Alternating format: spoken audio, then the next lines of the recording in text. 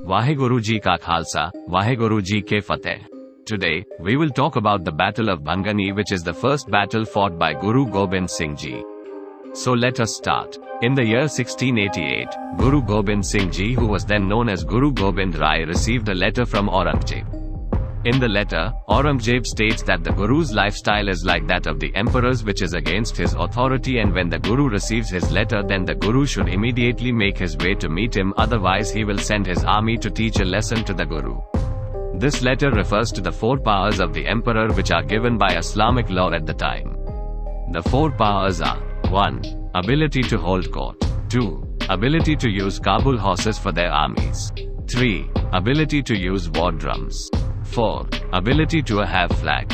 Now, all these things, like the Sikh army having Kabul horses, Sikh waving Nisan Sahib, Guru Gobind Singh holding his god, and daily use of war drums were happening in Anandapur Sahib as the symbol of freedom, but Aurangzeb was not happy about it.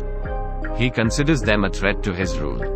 Moreover, after the 9th Guru sacrificed his life for Hindus, a lot of rebellions were happening, and it was a major problem for his ambition to create a Muslim India, and he didn't want someone else standing in his way again. So he decided to leak news of his letter to hill kings. Most of the hill kings, who were already wary of the growing influence of Guruji, see this as a golden opportunity to suppress Guruji, and as well as an opportunity to gain the favor of Aurangzeb. They start by harassing Guruji by demanding tributes and asking Guru to stop practices like langar, as this is against the Hindu caste system. For those who don't know, the langar is practice in which all people irrespective of caste will sit together as equals and will eat the same food to remind themselves that they all are children of a god. They tried various other methods to suppress Guru, but none seemed to work. So in end, the most powerful of all hill kings, Raja Bhim Chand of Kalur, made an elaborate scheme. As he was soon going to organize his son's wedding, so he asked Guru to lend him a Parsadi elephant which has been gifted to Guruji by the king of Assam, and a royal canopy embroidered in gold and silver, and was studded with pearls, which have gifted by Sangat of Kabul. He plans to borrow these very expensive items with the intent of never returning them and forcing Guru to take action, which he will proclaim as an attack by Guruji's army, thus giving him justification to subdue Guru once and for all.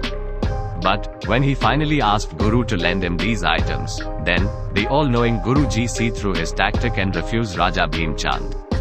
The Raja Bhim Chand felt humiliated by Guruji's refusal and sent a threatening letter saying that he will teach Guru a lesson after he is done with his son's wedding. During that time period, Guru Gobind Singh Ji moved to Paonta Sahib, where he helped make peace between Raja Medni Prakash of Naluan and Raja Fateh Shah of Srinagar. Coincidentally, the marriage of Raja Bhim Chand's son was going to happen with the daughter of Fateh Shah of Srinagar. So, being a devotee of Guruji, Fateh Shah asked Guruji to come to his daughter's wedding. Guru accepted his invitation, but instead of going themselves, the Guruji sent 2 Sikhs with expensive gifts along with an army of 500 to guard the gifts.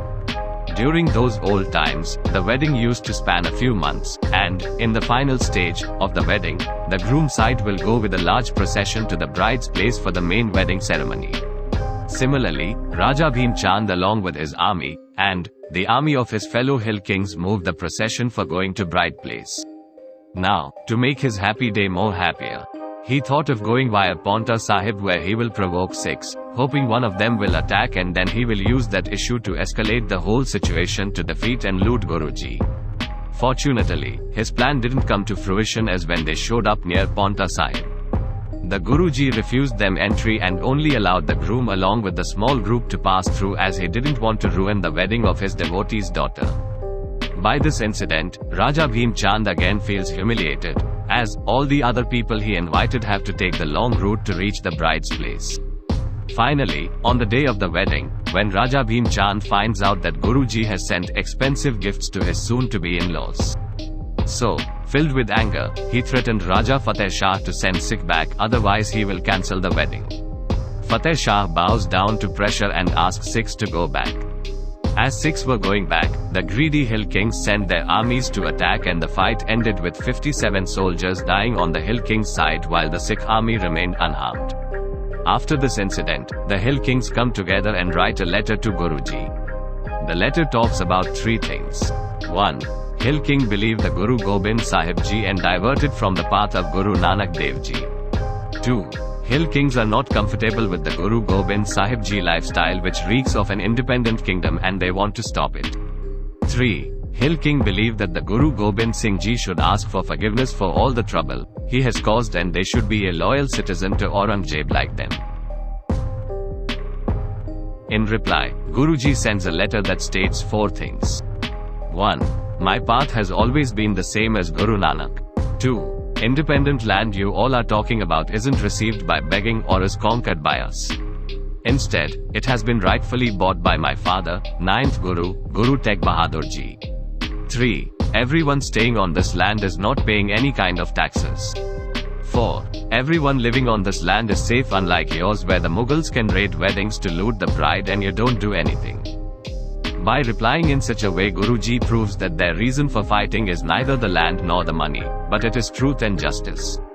Seeing the reply, Bhim Chand and Fateh Shah along with 14 hill kings, who were already there, along their armies decided to attack. Hearing the news, Guru Gobind Singh moves to a place called Bhangani, which is 6 miles from Paonta Sahib, and is a strategic place as it has access to water, and plenty of flat lands along with some mountains. After that, the Sikh army then takes the defensive position of mountains. During this time, almost 500 Udasis except for Mahant Kirpa Das and a few others, who all were disciples of Pir Budu Shah, deserted Guruji and joined the Hill King alliance. When Pir Budu Shah learns of it, he immediately along with his father, 4 sons and some 40 to 500 people goes on to help Guruji. Finally, the day of battle came, and the more than 18,000 strong army stand before the army of 1800 to 2206. The alliance of Hill Kings was led by Bhim Chand, Fateh Shah, Hari Chand, Hayat Khan, Najabat Khan, Bhikhan Khan, Raja Gopal of Guler, Hari Chand of Hindur, Madhukar Shah Dadwal of Siba, Raja of Jaswan, while the Sikh was led by Guru Gobind Singh Ji, Bhai Daya Singh, Bhai Sangat Singh, Bhai Jeet Mal, Shah Sangram, Mary Chand, Ganga Ram, Lal Chand, Daya Ram, Kirapal Ram, Nand Chand, Sahib Chand. So, the battle started and the Sikhs, who despite being outnumbered 8-1 fought bravely. During the battle, Shah was the first to run away, while the leaders of the alliance like Hari Chand, Hayat Khan, and Najabat Khan were killed in action. Similarly, Bhai Jeet Mal and Shah Sangram on side of the Sikh army were martyred. In the end, Guru Gobind Singh came out victorious, and Sikh won the battle. The dead from both sides were cremated with full respect, and despite winning the battle, Guruji didn't annex a single inch of any of Hill King's land. Just as his grandfather, Guru Hargobind Sahib Ji had done when winning his battles against the Mughals. This marked the end of this battle. See you soon in our next video. Vaheguru Ji Ka Khalsa, Vaheguru Ji Ke Fateh.